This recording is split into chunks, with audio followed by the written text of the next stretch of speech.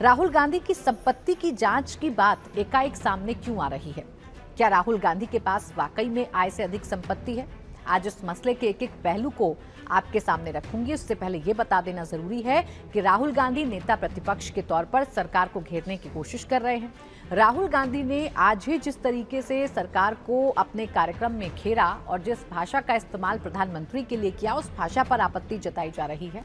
राहुल गांधी को ऐसा लग रहा है कि नैरेटिव वॉर में राहुल गांधी जीत चुके हैं, जबकि सरकार ये कह रही है कि राहुल गांधी छात्रों के मसले पर जवाब से ज्यादा सिर्फ और सिर्फ पॉलिटिक्स करने की कोशिश कर रहे थे और जब सरकार चर्चा पर जवाब देने के लिए राजी हो गई तो राहुल गांधी भाग गए, राहुल गांधी भगोड़े हो गए, पूरा का पूरा विपक्ष भगोड़ा हो गया।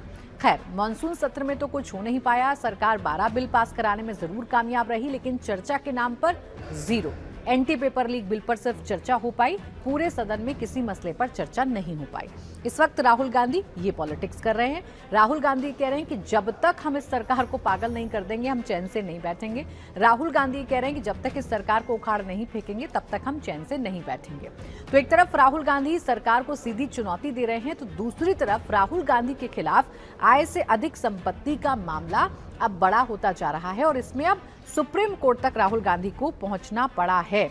सबसे पहले आइए आपको ये समझाती हूँ कि ये मामला आया कहां से, राहुल गांधी के खिलाफ शिकायत की किसने। कर्नाटक के रहने वाले और खुद को बीजेपी कार्यकर्ता बताने वाले एस विघ्नेश शिशिर ने राहुल गांधी के खिलाफ कथित तौर पर आय से अधिक संपत्ति होने की शिकायत दर्ज की थी। शिकायत में यह आरोप लगाया गया था कि राहुल गांधी के पास अपनी आय से ज्यादा संपत्ति, यानी कि जितना वो कमाते हैं, जितना वो बताते हैं, उससे ज्यादा संपत्ति राहुल गांधी के पास है। और जब ऐसे आरोप लगते हैं तो उसमें जांच ईडी और सीबीआई की तरफ से की जाती है। ये मामला हाईकोर्ट तक पहुंच गया। शिकायत हुई इस मामले में और शिकायत के बाद मामला इलाहाबाद हाईकोर्ट की लखनऊ बेंच पहुंचा। हाईकोर्ट ने इस मामले में जांच एजेंसियों से स्थिति स्पष्ट करने को कहा, यानी कि अदालत ये चाहती है कि शिकायत में लगाए गए आरोपों को लेकर संबंधित एजेंसियों ने अब तक क्या कदम उठाए वो अदालत के सामने रखा जाए। संबंधित एजेंसी, जब आय का मामला होता है तो उसमें ईडी की एंट्री होती है और सीबीआई पूरे मसले की जांच करती है। तो इसी सिलसिले में हाईकोर्ट की तरफ से कहा गया कि जितने भी आरोप राहुल गांधी पर लग रहे हैं, उनकी संपत्ति को लेकर लग रहे हैं, उन्हें वेरीफाई किया जाए और उसकी जो जांच रिपोर्ट है वो अदालत के सामने रखी जाए। इस बीच ये भी ध्यान देने वाली बात है कि जुलाई में इस मामले की सुनवाई के दौरान हाईकोर्ट ने सीबीआई की ओर से दाखिल जवाब पर भी असंतोष जताया था।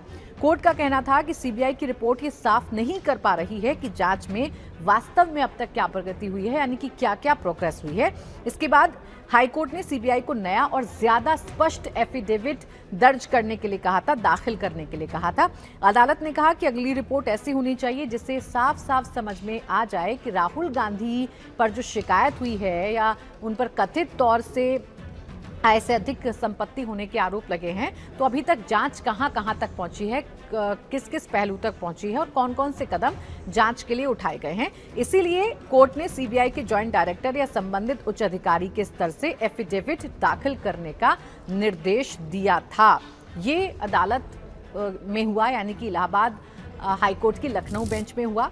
सीधा सीधा ऐसे समझिए कि अदालत ये जानना चाहती थी, अदालत का सीधा सवाल ये था, हाईकोर्ट का सीधा सवाल ये था, जांच कहां तक पहुंची, क्या जांच हुई और अब तक क्या क्या सामने आए हैं।